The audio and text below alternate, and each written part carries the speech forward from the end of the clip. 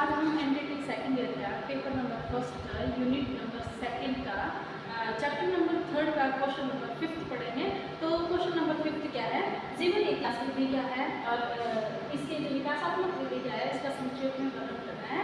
तो जीवन इतिहास विधि में क्या होता है कि कुछ बच्चे होते हैं वो बहुत ज़्यादा प्रतिभाशाली होते हैं, एक्स्ट्रा ऑर्डिनरी होते हैं। कुछ बच्चे होते हैं जो समस्यात्मक होते हैं, कुछ बच्चे अपराधी होते हैं, कुछ बच्चे पिछड़े होते हैं। तो बच्चों को अलग अलग क्या आती हैं, समस्याएं होती हैं। तो वो समस्याएं क्यों आ रही है, उन समस्याओं का पता लगाने के लिए उनका जो पीछे का जो इतिहास है वो पता लगाया जाता है कि उसके पेरेंट्स कैसे हैं, उसके ग्रैंड पेरेंट्स कैसे हैं। तो वो एक इतिहास होता है, उसके घर परिवार से भी क्वेश्चन पूछे जाते हैं, घर पे जाके भी पता लगाया जाता है। तो इस प्रकार उसके जो जीवन का जो इतिहास है वो पता लगाया जाता है कि जो बच्चा पिछड़ा है तो इसके रीज़न क्या है, बच्चा प्रतिभाशाली है तो इसके रीज़न क्या है, बच्चा अपराधी प्रवृत्ति का है तो ये अपराधी प्रवृत्ति उसमें कहाँ से आई। तो उन बच्चों के लिए इस विधि का प्रयोग है वो ज़्यादा से ज़्यादा किया जाता है। तो चलिए पढ़ते हैं जीवन इतिहास विधि। कभी कभी मनोवैज्ञानिकों को किसी व्यक्ति विशेष अथवा वर्ग विशेष की विलक्षणता और समस्याओं को जानना होता है। अब बच्चे में बहुत सी समस्याएं होती है या कुछ बच्चे क्या होते हैं, विलक्षण होते हैं, उनकी प्रवृत्ति दूसरे बच्चों से बहुत ज़्यादा अलग होती हैं, तो उनको जानना होता है। तब मनोवैज्ञानिक प्राय जीवन इतिहास विधि का प्रयोग करते हैं। जिस व्यक्ति की विलक्षणता का मनोवैज्ञानिक अथवा शैक्षिक अध्ययन किया जाता है वह कोई अपराधी, मानसिक रोगी, झगड़ालू, प्रतिभाशाली और समाज विरोधी कार्य करने वाला और समस्यात्मक बालक आदि कुछ भी हो सकता है। तो ये जो सारे बच्चे जो बताए गए हैं, जो मानसिक रोगी होते हैं या प्रतिभाशाली होते हैं, झगड़ालू होते हैं, अपराधी होते हैं, तो उनकी जो समस्याएं हैं उनको पता लगाया जा सकता है इस विधि के द्वारा। तो इनमें से कोई भी रोग है वो बच्चे को हो सकता है। व्यक्ति की विलक्षणता का कारण उसका भौतिक, पारिवारिक, सामाजिक वातावरण हो सकता है कि उसको जो उसका जो भौतिक वातावरण है, उसके परिवार का वातावरण उसको कैसा मिल रहा है, वंशानुक्रम से उसे क्या चीज़ें मिली हैं, तो इनका पता लगाया जाता है। तो व्यक्ति अपनी पूर्वगत परिस्थितियों, अनुभवों के फलस्वरूप विलक्षण व्यवहार करने लगता है। तो उसको जो परिस्थितियाँ मिली है, उसको जो वंशानुक्रम मिला है, उसके अकॉर्डिंग वो विलक्षण व्यवहार करता है। और मनोवैज्ञानिक कारण व्यक्ति के विलक्षण व्यवहार के वास्तविक कारण को जानने के लिए, कि जो विलक्षण व्यवहार जो बच्चा कर रहा है उसके पीछे कारण क्या है, उनको जानने के लिए जीवन इतिहास का अध्ययन करते हैं। तो इस प्रकार ये जो जीवन इतिहास विधि है वो अलग अलग बच्चों को समस्याएं हो सकती है या बच्चा बहुत ज़्यादा प्रतिभाशाली अच्छा भी हो सकता है। तो उन सभी चीज़ों के पीछे रीज़न क्या है कि एक बच्चा बहुत अच्छा है तो उसके पीछे रीज़न क्या है, एक बच्चा पिछड़ा है, अपराधी है तो उसके पीछे के रीज़न क्या है। इन सब चीज़ों को जानने के लिए ये जो विधि है जीवन इतिहास विधि ये अपनाई गई। वे उस व्यक्ति द्वारा विगत में किए गए क्रियाकलापों के संबंध में विस्तृत जानकारी एकत्रित करते हैं। वो एक एक बच्चे का एक एक डेटा एकत्रित करते हैं। और कभी कभी व्यक्ति की वंशानुक्रम, पारिवारिक, सामाजिक वातावरण, शारीरिक स्वास्थ्य, शैक्षिक, मानसिक और संवेदनात्मक विकास तथा उसकी रुचियों व अनुभवों से संबंधित सूचनाओं को एकत्रित करके मनोवैज्ञानिक कारणों की खोज करता है। तो उसका जो सारा डेटा है वो इकट्ठा करता है कि कहीं बच्चे की बॉडी में कोई बीमारी तो नहीं है, बच्चे के परिवार में कोई ऐसे लोग तो नहीं है। तो इन सभी का डेटा है वो इकट्ठा किया जाता है। इसके फलस्वरूप व्यक्ति के व्यवहार में विलक्षणता होती है तो कारण पता लगाया जाता है। तो स्पष्ट है कि जीवन इतिहास विधि का जो उद्देश्य है वो उन कारणों को ज्ञात करके उनका निदान करना है जो व्यक्ति अथवा वंश अथवा वर्ग को किसी विशिष्ट व्यवहार करने के लिए मजबूर करते हैं। अब जो बच्चा व्यवहार कर रहा है उसके पीछे कौन से कारण हैं जो उसको ऐसा व्यवहार करने के लिए मजबूर कर रहे हैं, उनका पता लगाने के लिए जो जीवन इतिहास विधि है ये अपनाई जाती है। उसके बाद देखिए जो जीवन इतिहास विधि की विशेषताएं क्या होती है। तो सबसे पहली विशेषता है उपचारात्मक परामर्श व निर्देशन की दृष्टि से यह विधि सर्वोत्तम है।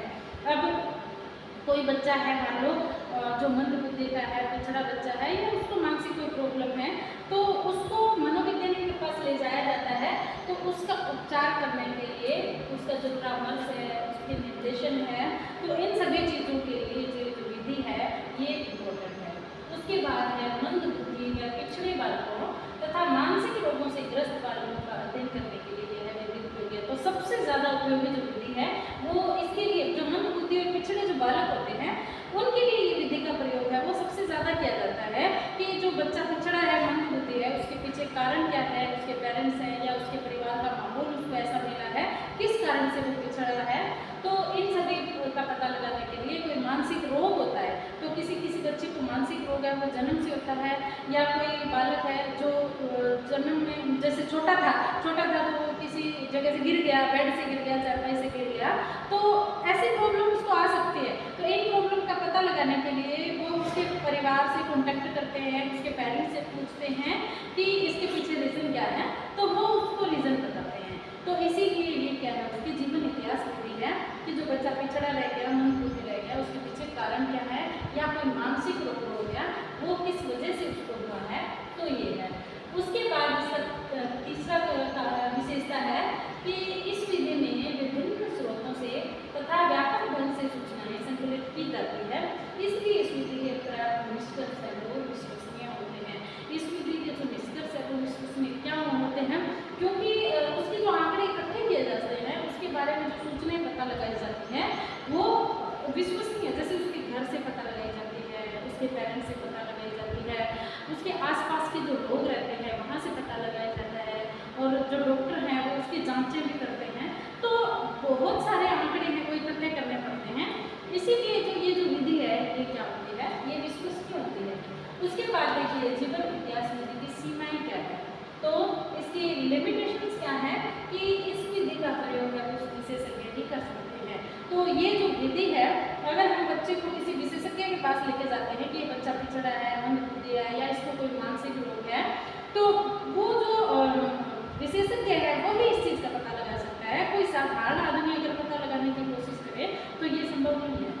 तो उसके बाद है इस विधि में समय, श्रम, धन अधिक लगता है, जिसके कारण ये विधि वैसी हो जाती है।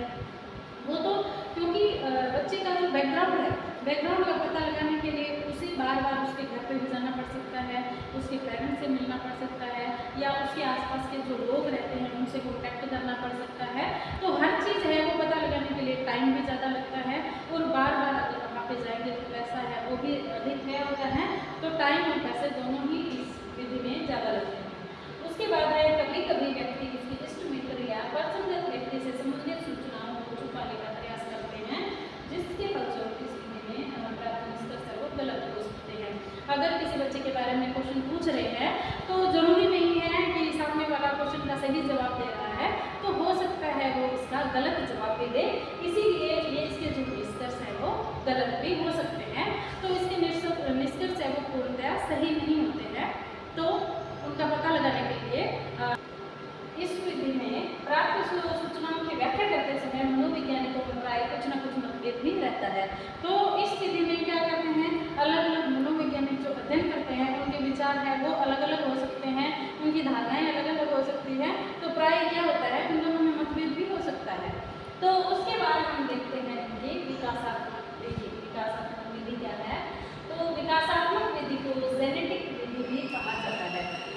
इस विधि के अंतर्गत व्यक्ति के विकास का क्रमबद्ध अध्ययन किया जाता है। तो जेनेटिक विधि में क्या किया जाता है, बच्चे का क्रमवाइज अध्ययन है वो किया जाता है।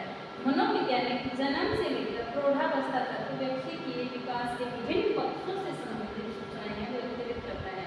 तो विकासात्मक विधि में क्या आता है, बच्चे की शिशुअवस्था है, बाल्यावस्था है, किशोरावस्था है, प्रौढ़ावस्था है, तो सारी अवस्थाओं का क्रमबद्ध अध्ययन है वो किया जाता है। तो तथा उसका विश्लेषण करके व्यक्ति के विकास पर उसके वंशानुक्रम और वातावरण के प्रभाव को देखता है कि बच्चा जो विकास कर रहा है उसके उसके वंशानुक्रम का क्या प्रभाव है, उसका जो वातावरण है उसका क्या प्रभाव है, तो उसकी शारीरिक और मानसिक दोनों ही स्थितियों का पता है वो विकासात्मक विधि में लगाया जाता है। दूसरे शब्दों में कहा जा सकता है कि विकासात्मक विधि में विकास की अवस्थाओं जैसे शिशुअवस्था, बाल्यावस्था, किशोरावस्था तथा प्रौढ़ावस्था में व्यक्ति के मानसिक, शारीरिक, सामाजिक और संवेगात्मक तथा चारित्रिक आदि पक्षों के विकास का अध्ययन है वो किया जाता है। तो जो बच्चा है वो जन्म अवस्था से उसका अध्ययन करना स्टार्ट हो जाते हैं, वो उसकी शिशुअवस्था में, उसकी बाल्यावस्था है, किशोरावस्था है, तो इसमें होने वाले उसके शारीरिक विकास है, मानसिक विकास है, सामाजिक विकास है और संवेगात्मक विकास है, तो इन सभी का जो अध्ययन है वो क्रम वाइज है उसकी अवस्थाओं के अनुसार है, तो इसमें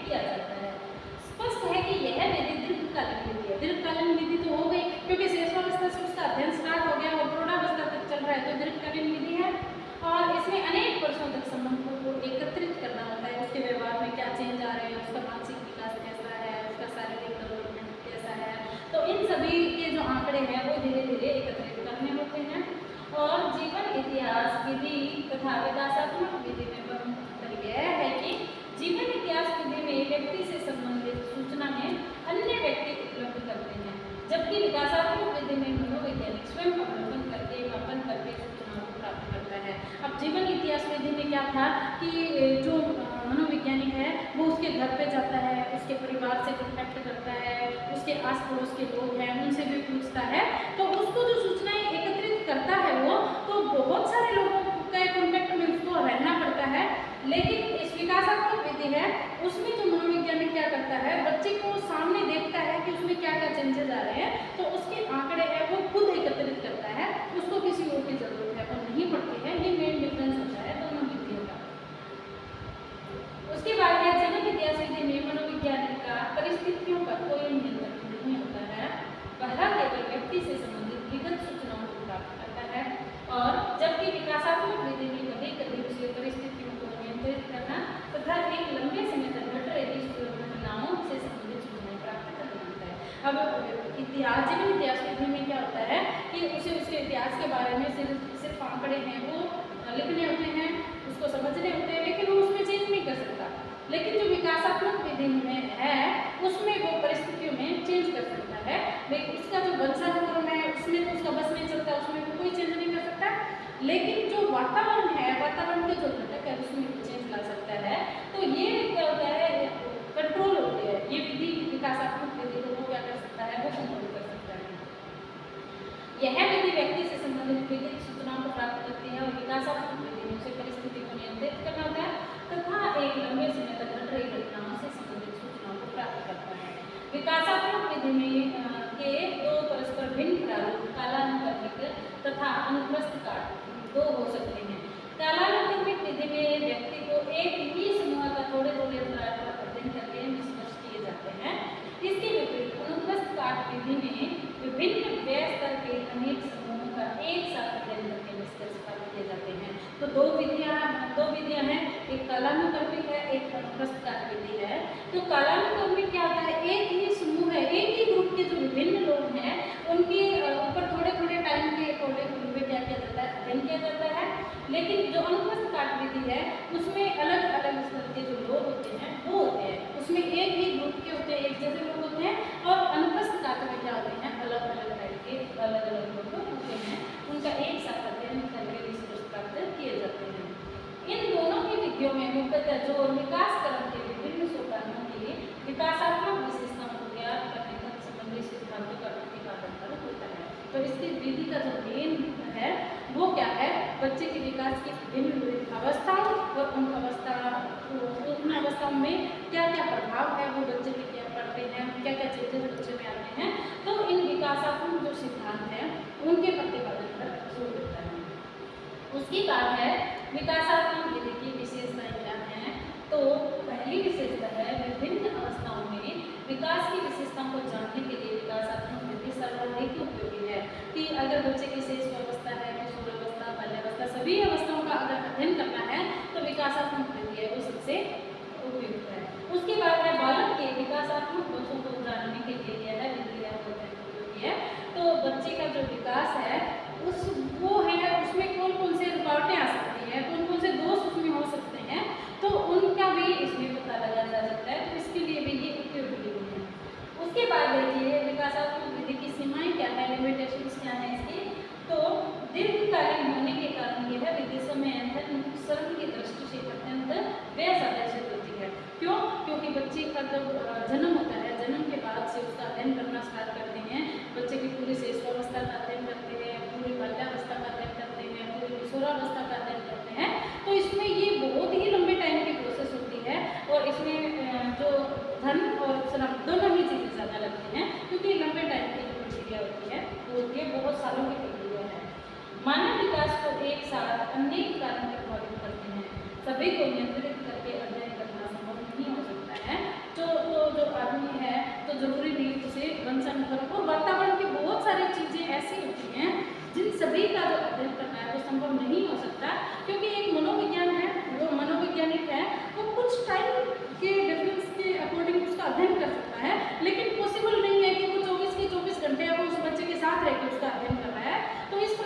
चीज़ें हैं ये पॉसिबल नहीं होती है, तो ये इस विधि का दोष है।